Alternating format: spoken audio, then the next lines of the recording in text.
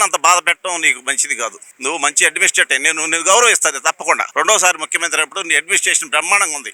కానీ ఇప్పుడు పోయింది. మీ స్వార్థం, తండ్రి కొడుకులు సంపాదించుకోవడానికి మంత్రి పదవులు ముఖ్యమంత్రి చేస్తున్నారు తప్ప రాష్ట్రాన్ని అభివృద్ధి చేయాల్సిన పని లేదు. నిజంగా రాష్ట్రాన్ని అభివృద్ధి చేయాలంటే ఎకరానికి ఎకరం రైతుకి ఇచ్చి 25 సెంట్లు రోడ్లకి ఇచ్చి 20 సెంట్లు ఎగరుంచుకో, ఏ పనైనా చేయొచ్చు. బ్రహ్మాండంగా చేస్తారు.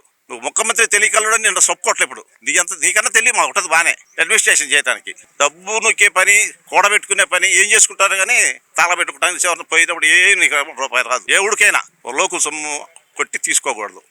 కాబట్టి మేము రాజధానికి వ్యతిరేకమేం కాదు. రాజధాని డెవలప్ కావాలా. మాకు 1800 గజాలు ల్యాండ్ ఇవ్వాలి. ఎకరానికి 1800 గజాలు ఇవ్వాలా. ఎమ్మటే మాకు పట్టా ఇవ్వాలా. పట్టా ఎమ్మటే బ్యాంకులో పెట్టుకుంటే మాకు డబ్బులు ఇవ్వాలా. ఒక్క సంవత్సరం కూడా గ్యాప్ పోవటానికి వెళ్ళలేదు.